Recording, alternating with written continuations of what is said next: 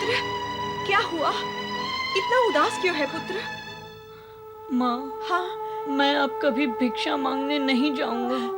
कह तो पुत्र, हुआ क्या? गांव वाले मेरी ठिठोली करते हैं, अपमान करते हैं मेरा। ठिठोली करते हैं? हाँ, वह कहते हैं कि इतने बड़े ऋषि व्याघ्रपाद के इस मूर्ख पुत्र को न तो मंत्र पढ़ना आता है, न पूजा पाठ करवाना आता है, और कहते हैं कि जब इसे धर्म का ज्ञान नहीं, कुछ काम भी नहीं आता, तो इसे भिक्षा क्यों दें?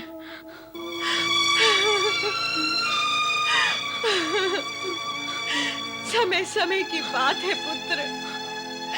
एक समय वो भी था जब इसी गांव में तेरे पिता का इतना सम्मान था कि गांव वाले स्वयं ही भेंट में इतनी सामग्री दे जाते थे कि हमें भिक्षा की आवश्यकता ही नहीं पड़ती थी। और आज ये समय है पुत्र कि भीख में हमें एक दाना भी नहीं मिल पाता। तो ऐसे गांव में रहना ही क्यों माँ, जहाँ बातें सुननी पड़े, अपमान सहना पड़े और भूखा सोना पड़े। हाँ, हाँ, तू सत्य कहता है पुत्र। हम इस गांव को छोड़कर तेरे मामा के गांव में जाएंगे। वहां मेरे भाई हमें आश्रय देंगे और फिर हमें कभी भिक्षा नहीं मांगनी पड़ेगी। तो हम सुशर्मा मामा के घर कब जाएंगे माँ? आज, अभी, इसी समय।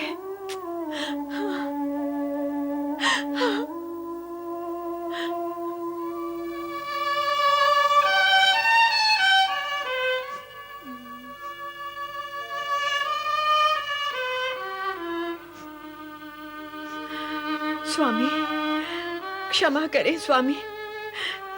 आपका स्वर्गवास होने के पश्चात हम माता पुत्र यहाँ सदैव दुखी रहे, इसलिए विवश होकर पुरखों का ये घर छोड़कर हमें जाना पड़ रहा है स्वामी।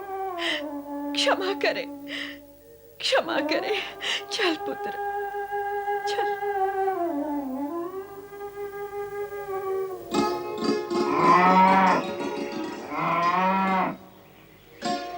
माँ, हाँ माँ, यहाँ तो बहुत सारी गायें हैं, यहाँ तो दूध अवश्य मिलेगा ना? हाँ हाँ, पहले चलकर तेरे मामा से मिलने चल।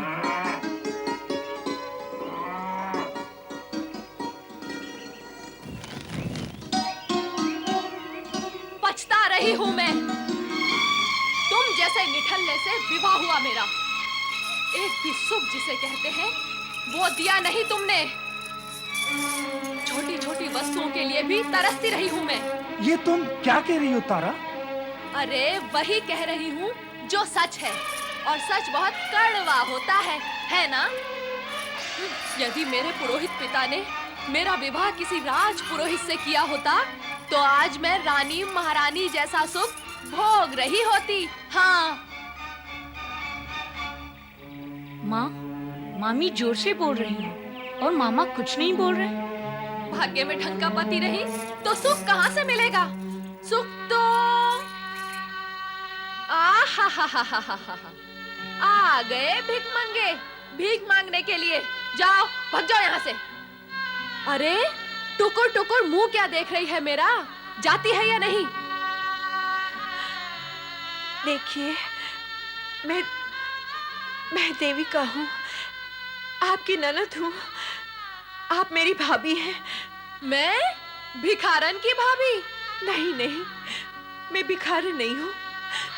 मैं तो तुम्हारे पति सुशर्मा की बहन हूँ। और ये तुम्हारा भांजा है उपमन्यु। इसे लेकर मैं अपने भैया से मिलने आई हूँ। भैया? हाँ। तो ये भैया है तुम्हारे? हाँ। मैं जानती थी, सूखे पेड़ की तो बेल भी सूखी ही होगी। फटेहाल भैया की बहन भी तो फटेहाल ही होगी। देविका, मेरी बहन। मामा, भैया। बस कर मेरी बहन, बस कर। मैं बहुत दुखी हूँ कि तेरे दुख में भागीदार नहीं बन सका। जीजा के न रहने का समाचार पाकर भी तेरे आंसू पहुंचने नहीं आ सका। इस इतने बड़े संसार में हम दोनों को कोई आश्रय नहीं मिल सका भैया, इसलिए हम दोनों आपके पास चले आए। हम माँ बेटे को आश्रय तो मिल जाएगा ना? नहीं, तुम्हारा भैया कोई सेठ, साहूकार या राजा महाराजा का दरबारी नहीं है जो मेरा और इकलौते बेटे का ठीक तरह से पेट नहीं भर सकता।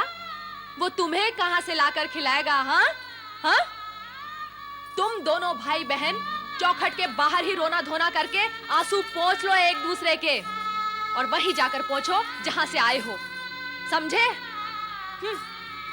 ऐसा ना कहो तारा, सोचो तो, देविका मेरी बहन है, वो दुखी है। तो हम कहाँ सुखी हैं? दूसरों का दुख दूर करने के लिए हमने किसी को वचन नहीं दिया, प्रतिज्ञा नहीं की है। दूसरा यहाँ कौन है? देविका तुम्हारी नंद है, तुम उसकी भाभी हो। बस बस, दुखी होकर मैं भाभी का सुख भोगना नहीं चाहती। तारा, अमावस्या के अंधकार में अपनों का दुख दूर करने के लिए स्वयं जो थोड़ा सा दुख भोगना पड़ता है, उसके भीतर से ही शरद पूर्णिमा का जन्म होता है। बस बस, ये ऋषि मुनियों वाली भाषा मुझे मत सुनाओ। मैं व्यवहार की भाषा बोल रहा हूँ तारा। तुम चाहो तो परीक्षा लेकर देख लो। मैं कह रही हूँ कि अब बस करो, और तुम हो कभी पूर्णिमा, कभी भाषा और परीक्षा के नदी पहाड़ लांघते ही चले जा रहे हो गया ना भाई बहन का मिलन। अब अपनी बहना से कहो कि बहना, जा वही जहाँ से आई है।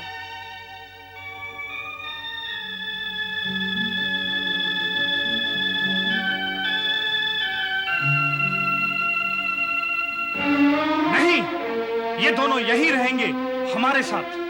तुम नहीं मानते तो मैं ही मान जाती हूँ, और इन दोनों को भी मना लो। किस बात के लिए? ये यही रहेंगे, पर दास दासी की भांति।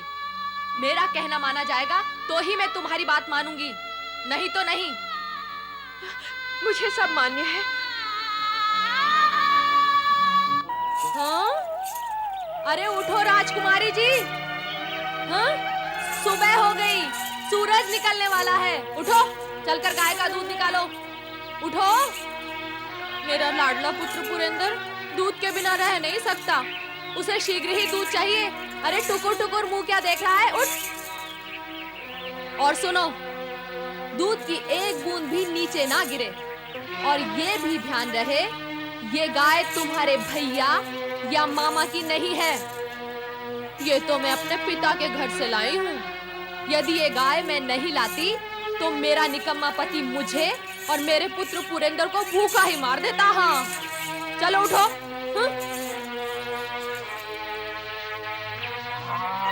अरे रे रे रे रे रे, कहा था ना एक बूंद दूध ना गिरे। हाँ, सारा दूध गिरा दिया निर्लज्ज करेगा। मामा से भीख मंगवाएगा क्या भांजे?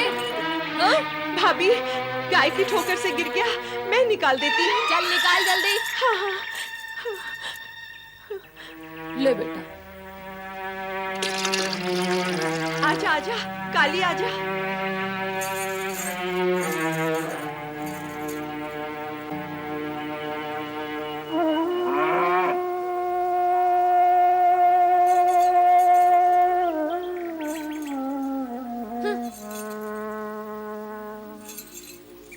पी ले, जल्दी जल्दी पी।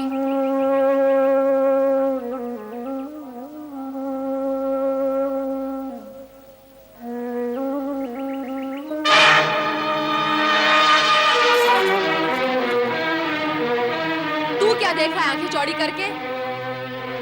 कुदृष्टि लगाएगा मेरे पुत्र को। हाँ, जा हट यहाँ से, गाय चराने लेकर जा। जा कह रही हूँ ना।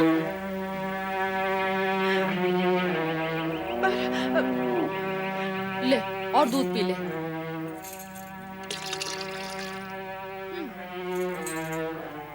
अब तू यहाँ खड़ी खड़ी क्या मुंह देख रही है महारानी? घर का कामकाज कौन करेगा? जा। एक माँ अपने पुत्र के दुखों से चिंतित थी। सुख दुख विधि के विधान में लिखे होते हैं, जिसका ज्ञान केवल विधि के रचनाकार भोलेनाथ को ही है। देविका की चिंता और उसके पुत्र उपमन्यु के कष्टों का निवारण भी केवल भोलेनाथ के हाथों में ही है।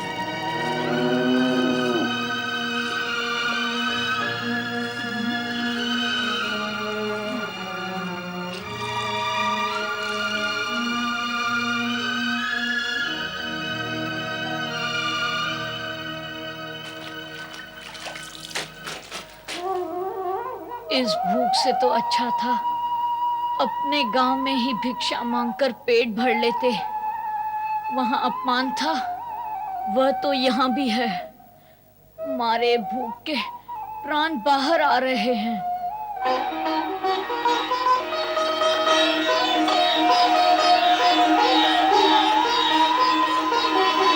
मन तो कहता है गाय का दूध पीकर ही अपनी भूख मिटा लूं।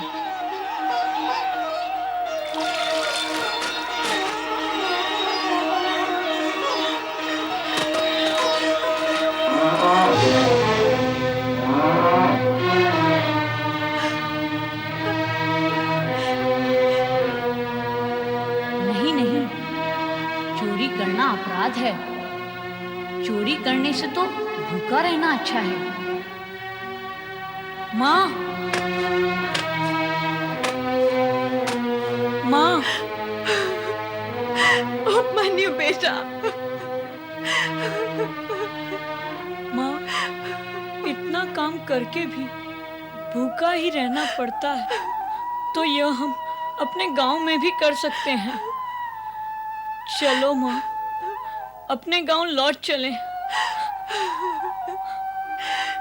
गांव बदलने से भाग्य तो नहीं बदल सकता है पुत्र। हमारे ये दुर्दिन भी समाप्त हो ही जाएंगे। भगवान पर विश्वास रख पुत्र।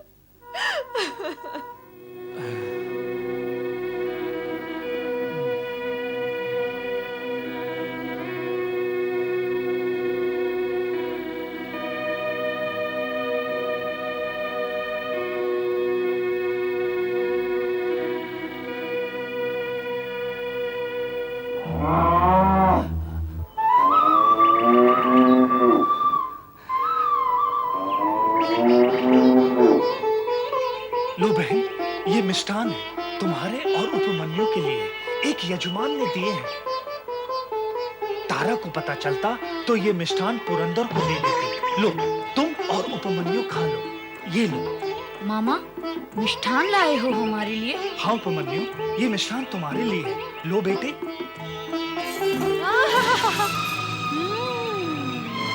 मिष्ठान, लड्डू। तुम्हें लाज नहीं आती? अपने पुत्र को मिष्ठान ना देकर पराये पुत्र को प्रसन्न कर रहे हो, हाँ? अरे कैसे पिता हो? धिक्कार है ऐसे पिता पर। उपमन्यु क्या पराया है? मेरी बहन का पुत्र क्या पराया है? भांजे पराये होते हैं क्या? ओहो, भांजे के मामा जग में पहले अपने पुत्र के लिए विचार करते हैं, भांजे के लिए नहीं। और ये दोनों माँ पुत्र, इन्हें तनिक भी लाज नहीं आती। जानती है, पुरंदर के खाए पिए बिना इस घर में कोई कुछ भी खाता पीता नहीं। फिर भी मीठा खाने के लिए न जाने कितने जन्मों से इन माँ पुत्रों की आत्मा व्याकुल थी कि इस मिष्ठान पर आंखें गड़ी हुई हैं। हाँ, आज इन्हें दंड स्वरूप भोजन ही नहीं मिलेगा। हाँ, समझे? चलो तुम अंदर, चलो, चल।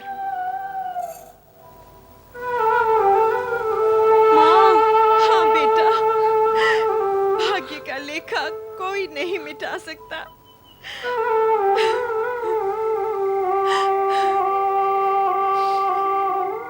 हे भोलेनाथ, हे कैलाशपति, क्या मेरे उपमन्यु के भाग्य में तुमने सिर्फ दुख ही दुख लिखे हैं, एक भी सुख नहीं लिखा।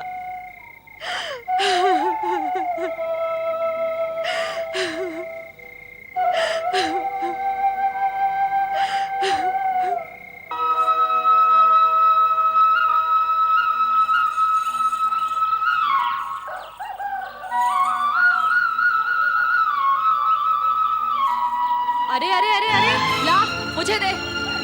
भाभी, थोड़ा सा दूध उपमन्यु को दे देती। बहुत दिनों से इसने दूध नहीं पिया है। बहुत दिनों से नहीं पिया तो क्या हुआ? इसके पेट में पीड़ा हुई? नहीं हुई ना? तो बस, और बहुत दिन तक नहीं पिएगा तो कुछ नहीं होगा इसे। हाँ? विधाता तेरी रक्षा करे बेटा। भाभी थोड़ा सा दूध दे देती तो तुम्हारा बहुत उपकार होता। देखो ननन जी, दूध के लिए गाय चाहिए, गाय के लिए धन, और धन के लिए भाग्य चाहिए, और वो तुम्हारे पास है नहीं। वो होता तो तुम यहाँ क्यों आती? अब तुम्हें समझ लेना चाहिए कि तुम्हारे भाग्य में दूध है ही नहीं। हाँ?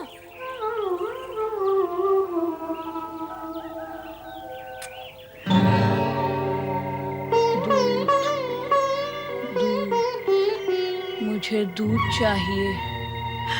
दूध, दूध, मुझे दूध दो माँ।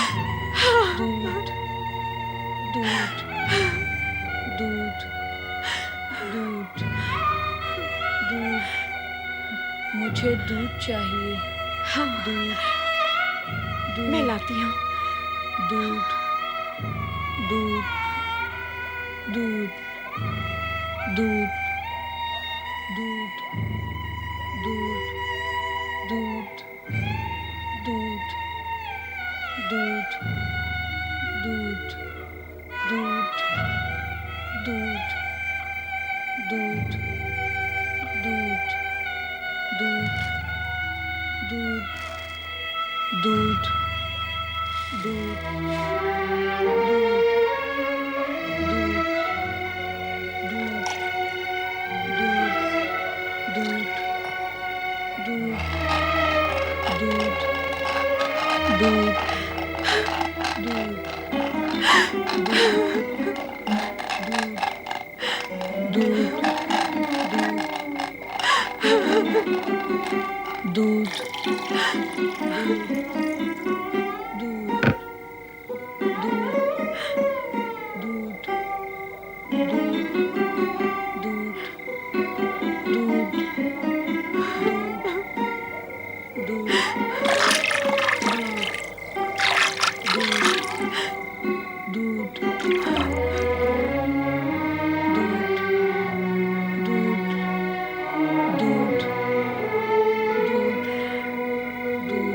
पुत्र उपमन्यु, उठ पुत्र। देख मैं तेरे लिए क्या लाई हूँ। उठ, दूध पी ले पुत्र। दूध? हाँ।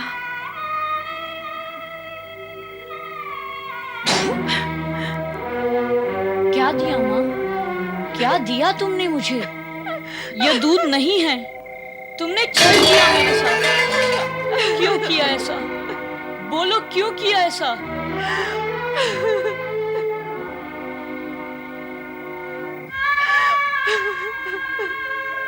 रो क्यों रही हो माँ? अरे पुत्र, तेरे और अपने भाग्य को रो रही हूँ पुत्र। मेरे भाग्य में तुझे पिलाने के लिए दूध तक नहीं है। मैं क्या करूं? पुत्र उपमन्यु, तुझे दूध पीना है ना? अरे तो शिव की आराधना कर। भगवान शिव की आराधना कर पुत्र। वे तुझे दूध का सागर प्रदान करेंगे।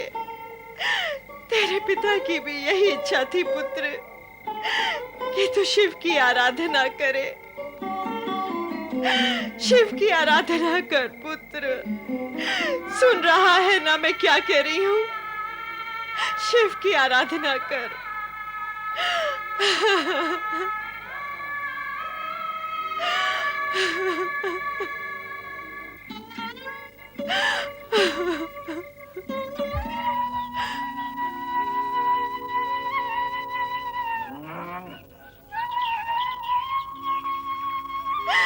पुत्र उपमन्यु, तुझे दूध पीना है ना? अरे तो शिव की आराधना कर। वे तुझे दूध का सागर प्रदान करेंगे। शिव की आराधना कर, शिव की आराधना कर पुत्र। हाँ माँ, मैं शिव की आराधना करूंगा, अवश्य करूंगा। अब मैं घर नहीं आऊंगा। दूध के लिए नहीं, तुम्हारी दुख दूर करने के लिए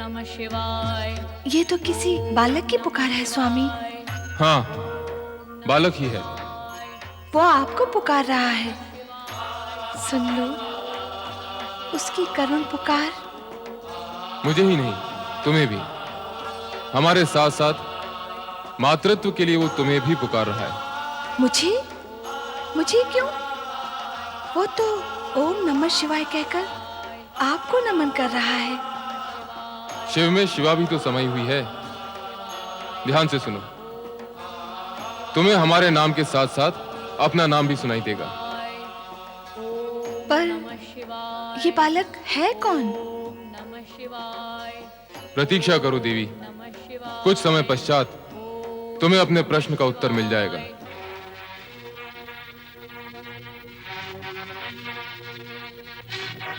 क्यों री, तू तो अपने पुत्र को लेने गई थी, फिर अकेली क्यों चली आई? हाँ? तेरा चोर बेटा अब वापस आएगा? हाँ? गाय के थन में मुंह लगा के कहीं पे दूध पी रहा होगा। नहीं। वो गया तो जा, अब तू भी चली जा। चल, निकल जा यहाँ से। अरे तारा, निकल कर कहाँ जाएगी मेरी बहन? कहीं भी जाए, हमें उससे क्या? एक तो इसका पुत्र उपमन्यु कहीं चला गया, वो उसी दुख में दुखी है। दूसरा तुम उससे निकालोगी तो स्थिति क्या होगी इसकी? तुम्हें इसकी और इसके पुत्र की बड़ी चिंता है, मेरी काली गाय की नहीं। उसका कोई दुख नहीं। तारा, गाय तो मूल्य देकर भी मिल जाएगी, पर क्या पुत्र मूल्य देकर भी मिलते हैं?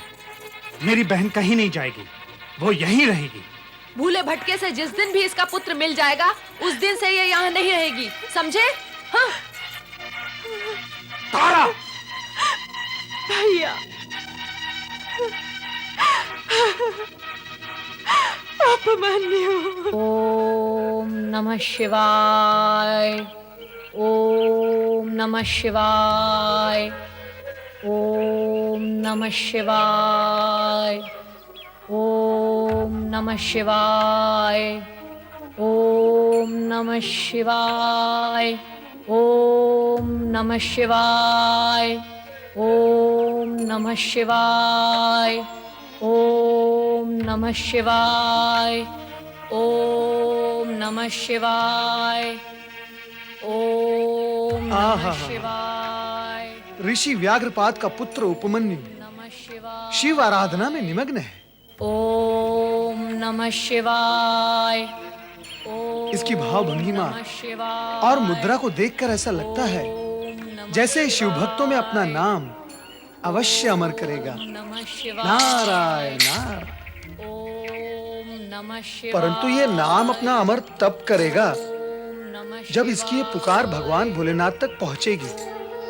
प्रश्न ये उठता है कि अब तक इसकी पुकार भोलेनाथ तक क्यों नहीं पहुंची? नमः शिवाय। यहाँ प्रश्न उठाने से क्या लाभ होगा नारद? प्रश्न तो वही उठना चाहिए जहाँ भगवान भोलेनाथ विराजमान हो। नमः शिवाय। नारायण नारायण। नमः शिवाय। ओम नमः शिवाय। ओम नमः शिवाय। ओम नमः शिवाय। ओम नमः शिवाय। ओम नमः शिवाय। ओम नमः शिवाय। ओम नमः शिवाय। ओम नमः शिवाय। ओम नमः शिवाय। नाथ, आप कहाँ अदृश्य हो गए? नारायण नारायण नारायण। अरे भगवान भोलेश्वर कहाँ चले गए? माता पार्वती, मेरा प्रणाम स्वीकार करते हुए आप मुझे ये बताएं कि आपने भगवान भोलेनाथ को कहाँ भेज दिया? नारद, वे मेरे भेजे हुए कहीं जाते हैं क्या? जब उनका भक्त उनका नाम भजता है तो वो भागते हैं, फिर वे किसी की नहीं सुनते। नारायण नारायण। समझ गया माता, मैं समझ गया। भगवान भोलेनाथ अपने भक्त बालक उपमन्यु से प्रभावित होकर उसके पास गए होंगे। ऐसा ही हुआ होगा देव ऋषि। ओम नमः शिवाय की ध्वनि से कैलाश कंपायमान हुआ था। कैलाश ही नहीं, भक्त की पुकार पर तो तीनों लोग कंपायमान होते हैं नंदी महाराज। ये निश्चित ही बालक उपमन्यु की भक्ति का प्रभाव था। मैं तो यहां आया था भोलेनाथ के दर्शन के लिए, किंतु वो चले गए अपने भक्त को दर्शन देने के लिए। तो अब क्या करोगे नारद? वहीं जाऊंगा जहां भगवान गए हैं और उनके शेष दर्शन करूंगा। शेष दर्शन अर्थात ये माता, आपके दर्शन से भगवान भोलेनाथ के आधे दर्शन तो हो जाते हैं, जो कि हो गए हैं, और अब मैं वहां जा रहा हूं जहां भोलेनाथ गए हैं, और अब वहीं जाकर उनके शेष आधे दर्शन कर लूंगा। नारद, ऐसा भी तो होता होगा कि केवल भोलेनाथ के दर्शन कर लेने से मेरे भी आधे दर्शन हो जाते होंगे। नहीं माता, नहीं, ऐसा सर्वथा नहीं होता। माता, ये सत्य केवल एक मार्गी यात्रा करता है। एक मार्गी यात्रा कैसी होती है नारद? माता, आपके दर्शन से भोलेश्वर के दर्शन तो हो जाते हैं, परंतु उनके दर्शन से आपके दर्शन कदापि नहीं होते। पर क्यों? वो इसलिए माता कि आप शक्ति हैं और वो शिव। मूल प्रेरणा स्रोत तो आप है, नारी ही तो मूल प्रेरणा होती है। नारद, तुम तो बाल ब्रह्मचारी हो, तुम्हें ये नारी ज्ञान कब और कहां हो गया? यदि कोई विचार है विवाह का, तो कन्या देखी जाए तुम्हारे लिए। शिव शिव शिव शिव शिव शिव। नारायण नारायण।